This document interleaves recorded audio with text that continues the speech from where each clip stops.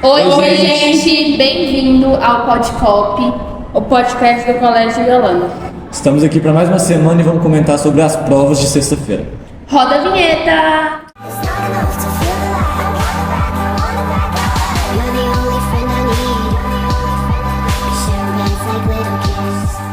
Oi, gente, aqui é o Regis, aluno do ensino médio, segundo ano, e hoje eu estou aqui para entrevistar a professora Luciana, professora de História. Oi pra galera. Oi, pessoal, bom dia, tudo bem? E hoje a gente vai comentar sobre algumas questões do Enem e da prova de sexta. Dando então seguimento, vamos para a primeira pergunta. Qual a importância dos atuais conteúdos do ensino médio para o Enem? Regis, todos os conteúdos de história, a princípio, são muito importantes para o Enem, tá? Agora, o que mais cai no Enem, se tiver 10 questões de história, 5 são de história do Brasil. Sempre. Sempre.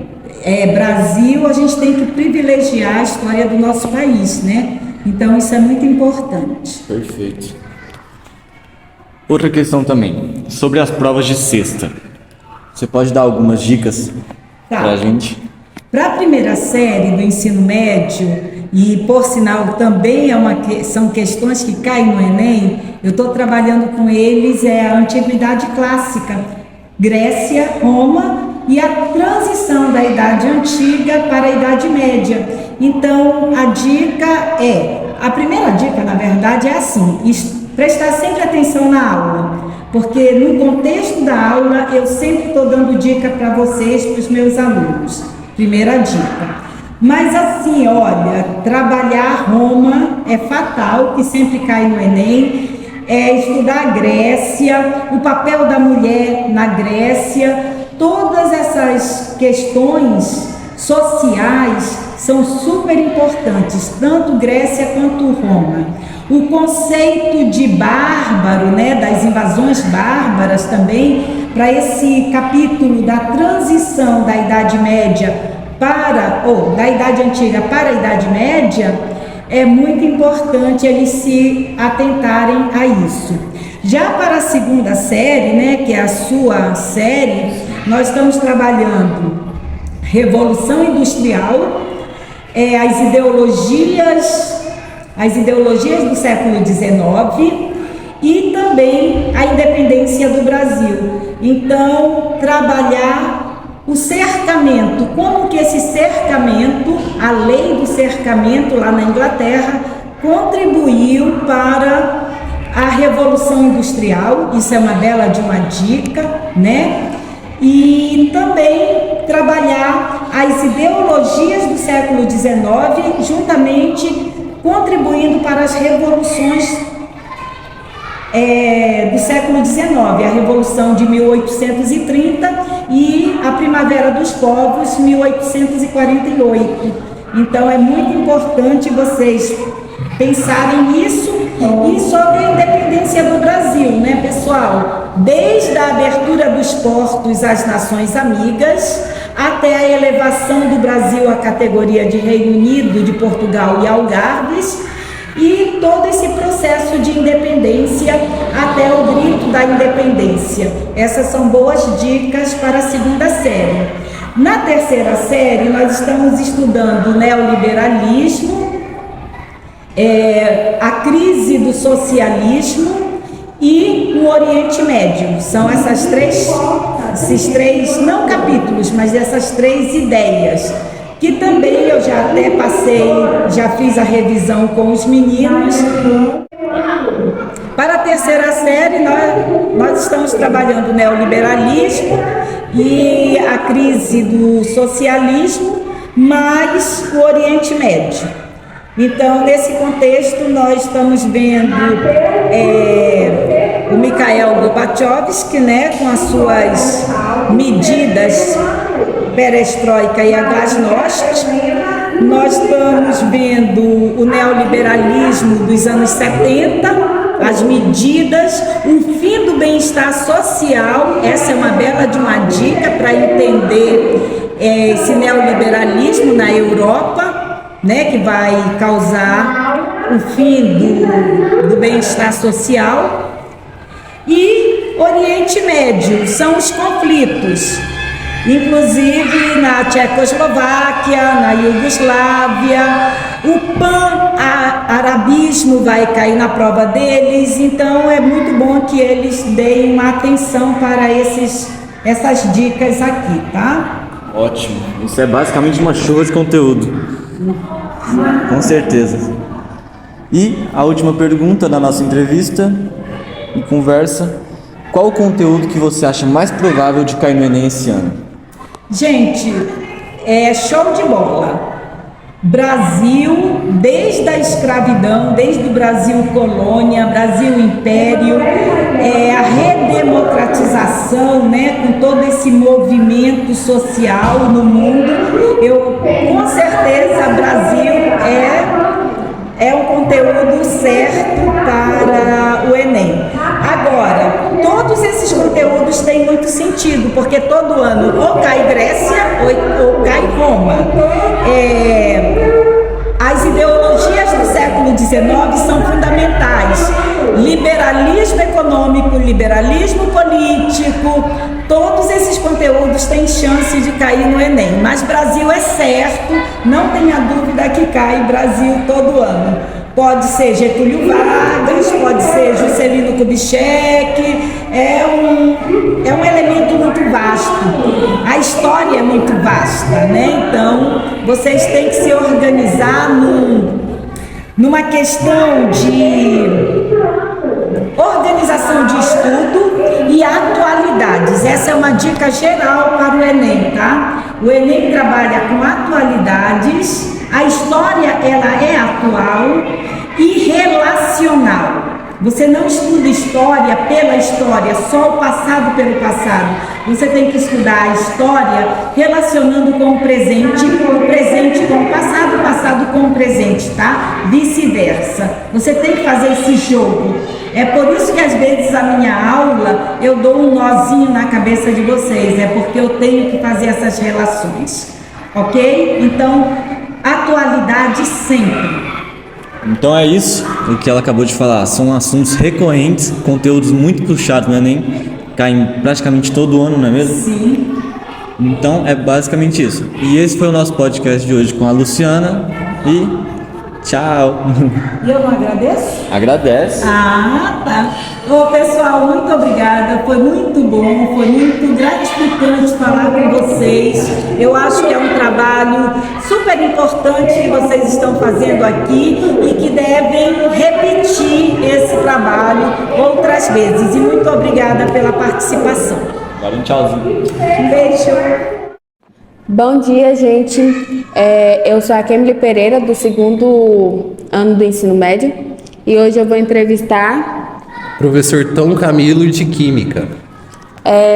A primeira pergunta: qual é a melhor maneira de estudar os conteúdos do ensino médio de Química? Então, a Química ela é baseada em 3 níveis de conhecimento. O macroscópico é aquilo que a gente consegue observar.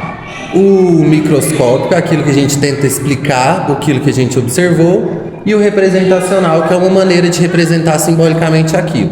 Então, qual que seria a melhor maneira de estudar a química, né? É tentar entender o fenômeno e, através desse fenômeno, procurar maneiras de explicá-lo, né? Então, é sempre essa ideia. Como que eu vou explicar determinado fenômeno? E a partir dessa explicação, como que eu represento isso, né? Então, a chuva, como que eu consigo explicar a chuva, né? Que é o fenômeno. Então, a gente propõe uma ideia de evaporação, por exemplo.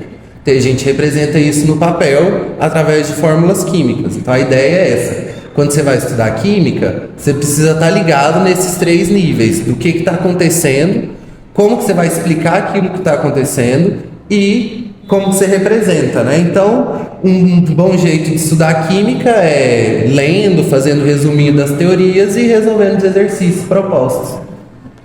A segunda pergunta: qual é o fundamental para responder a sua prova? Dê uma dica. A dica de muitos problemas que eu vejo em química é muito de interpretação ou de problemas com contas, né? Então, uma coisa interessante numa prova de química com conta, por exemplo, é você marcar os dados, colocar eles separados num cantinho para você organizar melhor a sua estrutura mental para conseguir resolver esse exercício. E ter cuidado com a matemática, não errar sinalzinho, né? Por aí, nessa ideia. Então, uma dica é cuidado com o enunciado, trate o enunciado bem, leia, tire os dados, observe, coloque as fórmulas do lado e com os dados e as fórmulas que você conhece, você consegue ter um direcionamento melhor. A última pergunta: qual que é seu palpite para os conteúdos de Química do Enem desse ano? O top 3 Química do Enem, eu diria que é a estrutura, propriedade da matéria, que é muito aquela questão do primeiro ano. Depois, Química Orgânica, que é a do terceiro. E tá muito aparecendo Química Ambiental, né? E depois vem lá as pilhas do segundo. Mas a estrutura e a propriedade da matéria, saber como que a matéria se comporta, qual que é a estrutura, qual que é o arranjo dela, isso é o que mais cai já há muito tempo. Tem caído mais no Enem, ela é o primeiro. E orgânica sempre tem uma ou outra de orgânica, às vezes até 3, né? De orgânica. Então pode esperar, estrutura, propriedade, aquela parte até o balanceamentozinho com estequiometria ainda cai bastante. Essa é a ideia. Estrutura, propriedade, orgânica e ambiental tá bem alta, né? Então eu apostaria bem em ambiental. Muito obrigada por dar essa entrevista pra gente, pro nosso podcast. E é isso. Muito obrigado, eu adorei o convite. Bom dia, gente. Meu nome é Marielle, eu sou da 2ª série do ensino médio. Hoje eu vou entrevistar A professora Patrícia Leles, de língua portuguesa. o que é mais importante estudar no conteúdo de gramática para o Enem? Bom, primeiro a gente tem que desconstruir essa ideia de que se estuda gramática para o Enem. A gramática puramente aplicada, ela não está nas provas do Enem. Esse conteúdo, ele aparece diluído e ele envolve questões de base para se interpretar toda e qualquer questão que esteja dentro da prova de linguagens. A prova de linguagens, ela condensa 9 competências. E dentro dessas 9 competências, apenas 3 envolvem esse conteúdo específico que a gente estuda no que a gente chama de língua portuguesa. Mas é importante pensar também que se eu for resolver uma questão de literatura, se eu for resolver uma questão de história da arte, ou uma questão voltada para a linguagem corporal, eu estou dentro do universo da linguagem. Então, tudo aquilo que você aprende ao longo aí da sua formação, e principalmente no ensino médio, que é um momento em que a gente aplica esses conteúdos, você vai estar trabalhando língua portuguesa. Mas a pergunta mesmo que vocês querem saber é: professor, o que eu preciso estudar? Então, basicamente, conceitos básicos em linguagem, todas as questões voltadas para apreensão de ideia principal, ideia secundária, questões de argumentação, questões de intertextualidade e questões de coesão e coerência. Ou seja, que vocês estudam durante 2 anos do ensino médio, na 1ª e na 2ª série, já que na 3ª a gente exercita mais a aplicabilidade desses conteúdos nas questões do Enem. O que você considera fundamental para responder suas provas? Bora lá então. O que é fundamental para responder às provas de língua portuguesa? Nossas provas, em geral, são discursivas, né? Então elas dependem basicamente de você entender o que está sendo perguntado nas questões. Entender esse enunciado é fundamental. Para isso, você precisa olhar as palavras-chave que estão na prova, associar conhecimento dessas palavras-chave ao que você foi desenvolvendo em termos de habilidade ao longo aí desses anos em contato com as aulas e, lógico, utilizar o conteúdo, esses que eu acabei de mencionar, aplicando na resolução dos exercícios. Basicamente isso. O que você acha que a gente deve se atentar ao responder a sua prova? Bom, sublinhem o que está sendo perguntado. Retomem a pergunta antes de vocês responderem. Bora lá então. O que é fundamental para responder às provas de língua portuguesa? Nossas provas, em geral, são excursivas, né? Então elas dependem basicamente de você entender o que está sendo perguntado nas questões. Entender esse enunciado é fundamental. Para isso, você precisa olhar as palavras-chave que estão na prova, associar conhecimento dessas palavras-chave ao que você foi desenvolvendo em termos de habilidade ao longo desses anos em contato com as aulas e, lógico, utilizar o conteúdo, esses que eu acabei de mencionar, aplicando na resolução dos exercícios. Basicamente isso.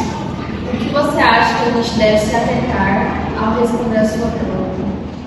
Bom, sublinhem o que está sendo perguntado, retomem a pergunta antes de vocês responderem, porque isso vai ajudar vocês a resgatar o que está sendo perguntado e vai facilitar a assertividade na hora de colocar a resposta. E claro, observar se o seu enunciado está pedindo para justificar, se tem porquê, considerando tal coisa, aí você consegue fazer uma resposta bem assertiva.